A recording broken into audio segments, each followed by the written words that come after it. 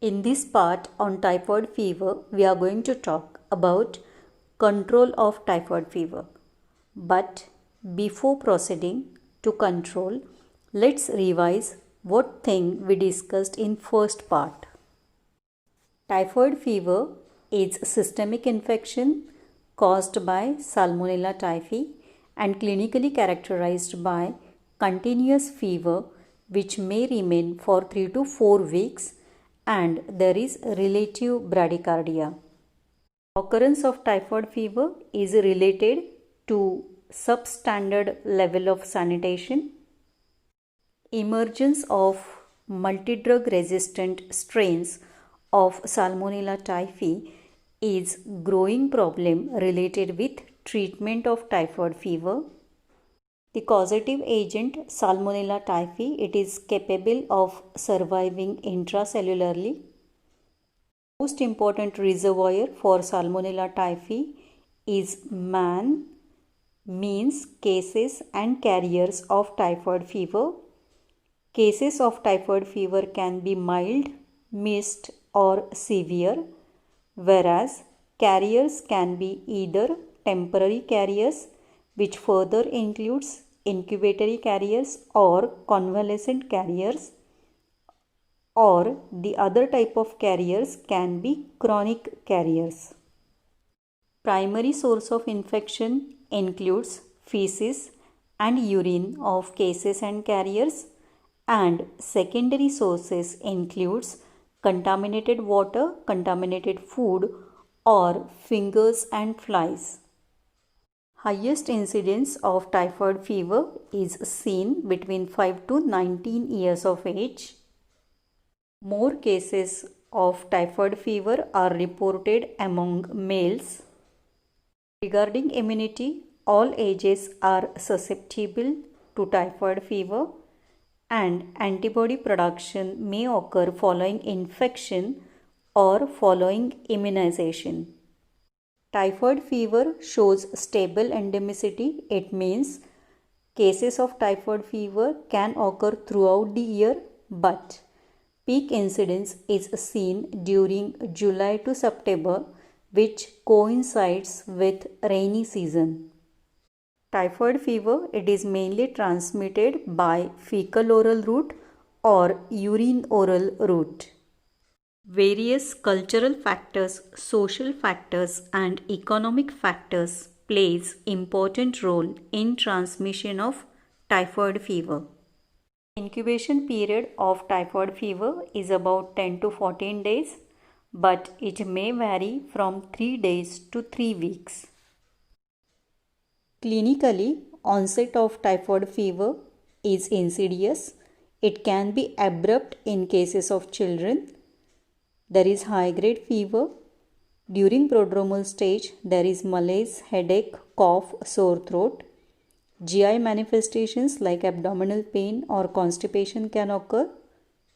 In cases of typhoid fever, the fever ascends in step ladder pattern and it reaches to plateau level after 7 to 10 days and then it declines slowly. During second week of illness, two important manifestations you can see. It includes pea soup diarrhea and rose spot rash. Important complications related with typhoid fever includes intestinal hemorrhage or intestinal perforation. Rarely there can be pneumonia, thrombophlebitis, myocarditis, cholecystitis, nephritis or osteomyelitis. Definitive diagnosis of typhoid fever depends on isolation of Salmonella typhi from blood, bone marrow or stools. Other tests that can be performed for diagnosis of typhoid fever includes Felix Vidal test, ideal Toubeck's test, Typhidot test and Typhidot-M test. Let's discuss control of typhoid fever. Control of typhoid fever can be done by controlling a reservoir, or by control of sanitation or by immunization. Control of reservoir. In typhoid fever, reservoirs of infection are cases and carriers. It is essential to identify, isolate, and treat these cases as well as carriers. Early diagnosis of cases is essential in controlling typhoid fever. The cases can be diagnosed by blood culture or stool culture. Notification of cases should be done in those areas where it is mandatory. Isolation of cases in hospital is essential, and how long these cases should be isolated. Cases should be isolated till 3 bacteriologically negative stool or urine reports are obtained, provided these specimens of stool and urine are collected on 3 separate days. Cases of typhoid fever can be treated with fluoroquinolones like ciprofloxacin or gatifloxacin, etc. In uncomplicated cases of typhoid fever, the first line drugs like chloramphenicol, ampicillin, amoxicillin, or trimethoprim and sulfamethoxazole can be used. For the patients who are fully sensitive to antibiotics, for treatment we can use fluoroquinolones, or alternatively we can use chloramphenicol, amoxicillin, or sulfamethoxazole and trimethoprim. If multi-drug resistance is noticed, such cases should be treated by fluoroquinolones, or alternatively we can use azithromycin or cefixime. In case if patient shows resistance to fluoroquinolones, azithromycin, or third generation cephalosporins can be used for treatment of typhoid fever cases. Seriously ill patients or those patients with profound toxicity may require treatment with hydrocortisone. In order to prevent spread of Salmonella typhi from these cases, it is essential to carry out disinfection. Disinfection of stools and urine should be done by using 5% Cresol. Soiled clothes and linen should be soaked in 2% chlorine, and then it should be steam sterilized. Healthcare workers, they must maintain hand hygiene. Follow-up of cases of typhoid fever is most important control measure. Why it is essential? Because majority of cases are likely to develop carrier state. So it is important to monitor whether these patients develops carrier state or not. For this purpose, after discharge of patient from hospital, patient should be called for follow-up after 3 to 4 months. The samples of stool and urine should be collected and culture should be done. The culture should be bacteriologically negative. Again, it is important to call the patient for follow-up after 1 year, and after 1 year again stool culture and urine culture should be performed. Appropriate treatment of cases of typhoid fever helps to reduce mortality rate, whereas appropriate follow-up of these cases helps to prevent development of carrier state. Control of carriers. Carriers play major role in transmission of typhoid fever. So it is very important to identify these carriers. Typhoid carriers can be identified by cultural methods or by serological tests. In about 80% of chronic carriers, VI antibodies are detected. Treatment of carriers.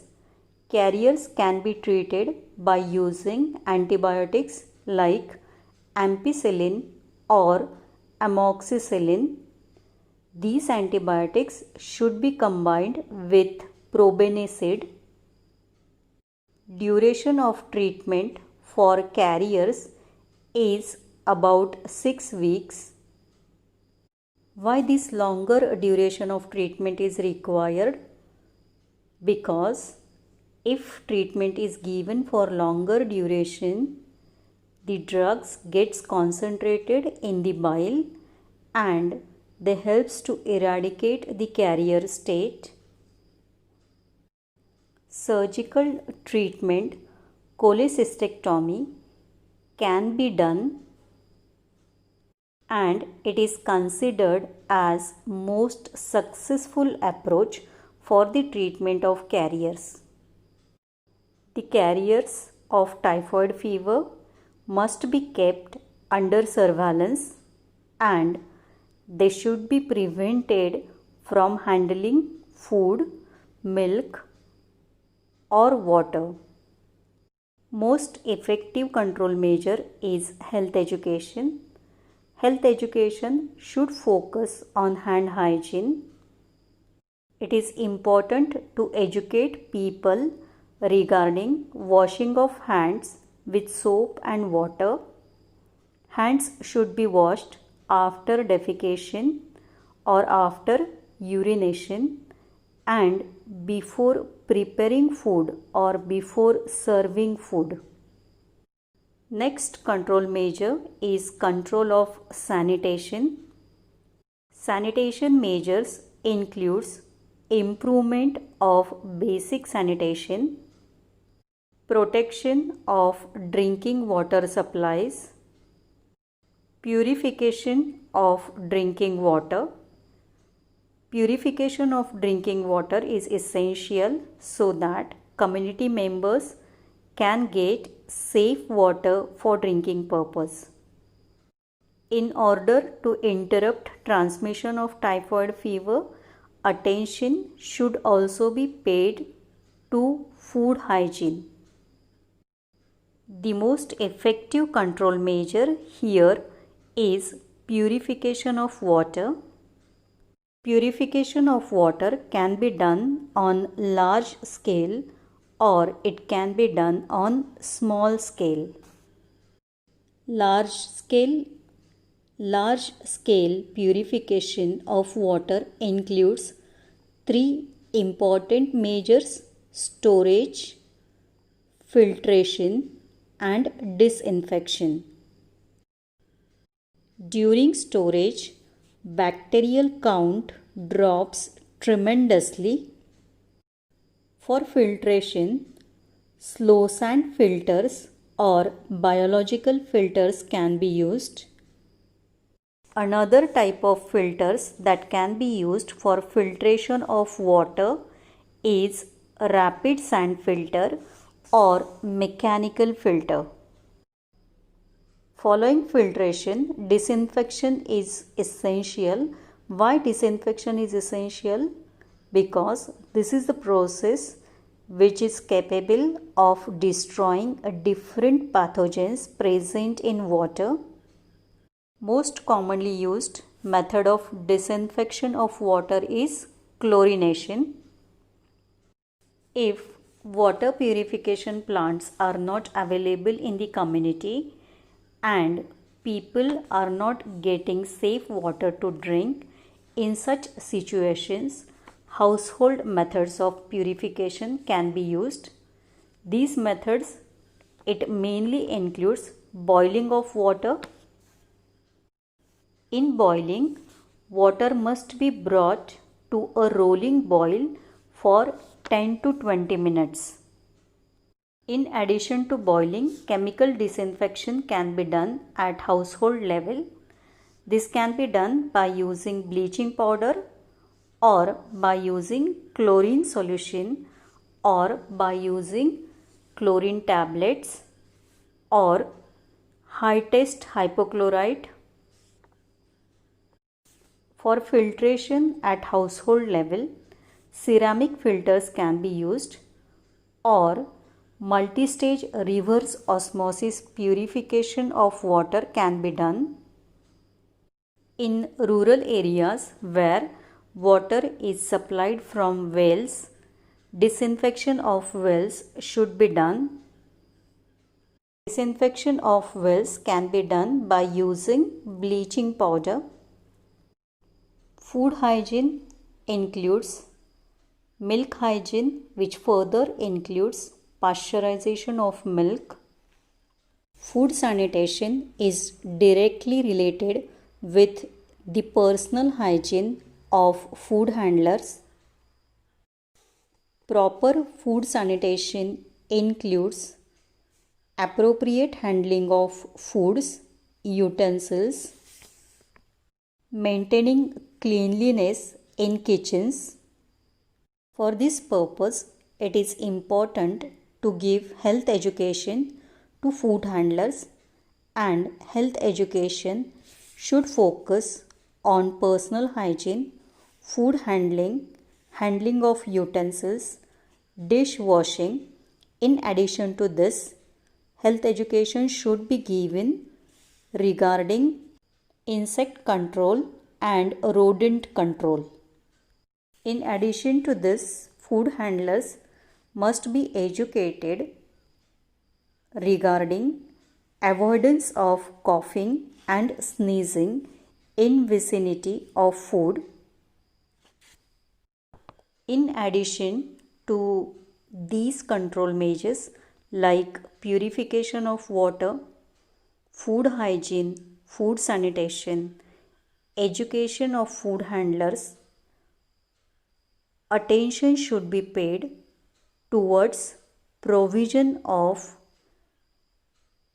disposal facilities for disposal of human excreta. As you know, typhoid fever is transmitted by fecal oral route or urine oral route, and secondary sources of infection includes contaminated water or contaminated food. In order to prevent fecal contamination of drinking water or fecal contamination of food, it is essential to install sanitary latrines, and people must be educated to use sanitary latrines. In addition, facilities must be available for appropriate disposal of human excreta. Thus, for effective control of typhoid fever, sanitation barrier is essential. Sanitation barrier helps to break the disease cycle. In transmission of typhoid fever, different channels are involved like water, fingers, flies, soil, or food. The most important measure to break the disease cycle in typhoid fever is segregation of feces, and the sanitation barrier here, it includes construction of latrines. So if latrines are constructed and they are used by the people, it helps to prevent fecal contamination of food and fecal contamination of drinking water. Appropriate personal hygiene helps to prevent contamination of fingers.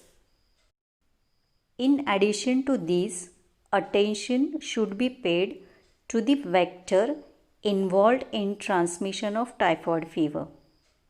The vector involved in transmission of typhoid fever is housefly.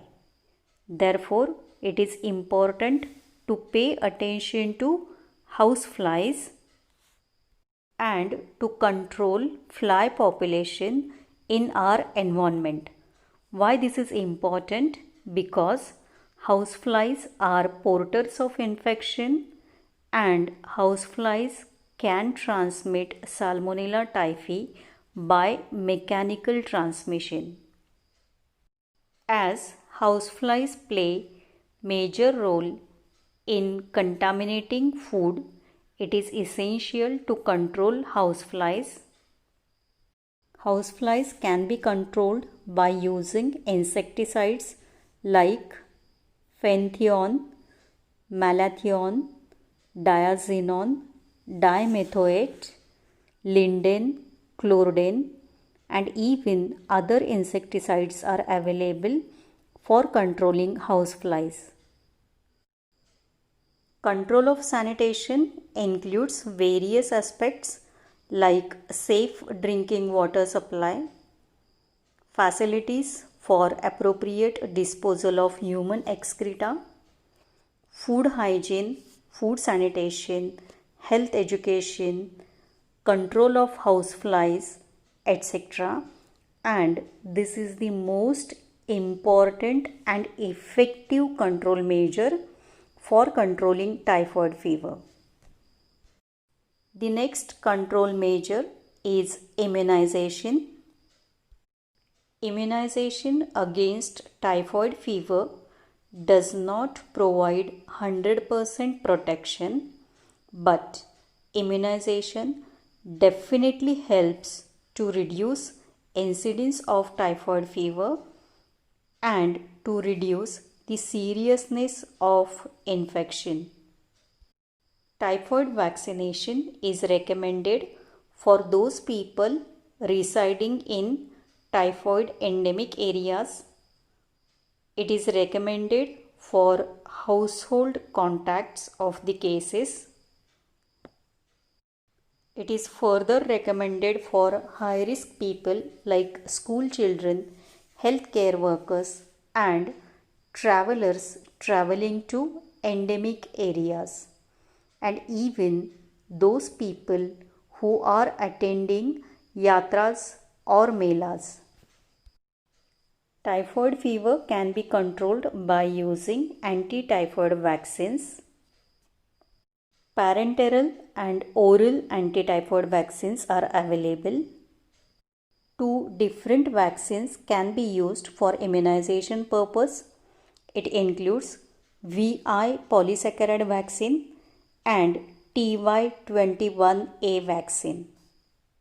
VI polysaccharide vaccine is given by parenteral route.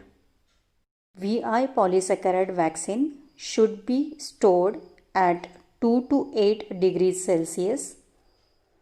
This vaccine is not recommended for children less than 2 years of age. How to administer this vaccine?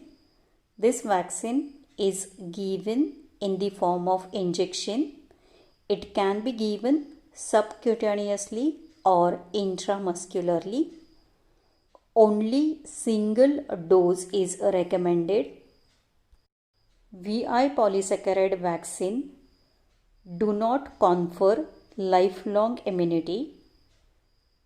Therefore, revaccination is recommended after every 3 years. After administration of VI polysaccharide vaccine, local side effects like pain and swelling can occur. This vaccine is contraindicated in those persons who develop severe hypersensitivity reaction after administration of this vaccine. The second vaccine available for immunization against typhoid fever is TY21A vaccine. It is live attenuated vaccine, and this vaccine is given by oral route. It is available in the form of enteric coated capsules. These capsules are licensed for use in individuals above 5 years of age group. What is the schedule of TY21A vaccine? TY21A vaccine is administered on every alternate day. Total 3 doses are given. First dose on first day, second dose on third day, and third dose on fifth day. Thus, it includes 3-dose regimen, and protective immunity is achieved in 7 days after the last dose. Revaccination after every 3 years is recommended for those people residing in endemic areas and for those travelers who are traveling to endemic areas. Preferably, TY21A vaccine should not be given to those individuals who are suffering from diarrhea or who are having ongoing diarrhea. Thus, during episode of diarrhea, vaccine should not be given. Vaccine should not be given to immunodeficient individuals or those individuals who are taking immunosuppressive drugs. Regarding HIV infection and typhoid immunization, VI polysaccharide vaccine as well as TY21A vaccine can be given to asymptomatic HIV infected individuals, but before administering this vaccine to HIV infected individuals, CD4 count should be done. Control of typhoid fever includes control of reservoir, control of sanitation, and immunization. Control of reservoir includes control of cases and control of carriers. Early diagnosis of cases can be done by stool culture or blood culture, and cases can be treated by giving fluoroquinolones or first line drugs, or even in severe complicated cases, third generation cephalosporins can be used. Stool and urine of cases should be disinfected by using 5% Cresol. Carriers can be identified by cultural and serological examinations. For treatment of carriers, ampicillin or amoxicillin along with probenecid should be given for 6 weeks. Most successful approach is a surgical approach like cholecystectomy. Health education should be given to cases, carriers as well as general public regarding hand hygiene. Control of sanitation is equally important, which includes supply of safe water, facilities for disposal of human excreta, improvement in basic sanitation, food hygiene and food sanitation, health education of food handlers. In addition, attention should be paid to vector control, that is, control of houseflies. For immunization, injectable vaccine is VI polysaccharide vaccine, which is recommended after 2 years of age. Only single dose is given, and revaccination is recommended after every 3 years. TY21A vaccine is administered orally.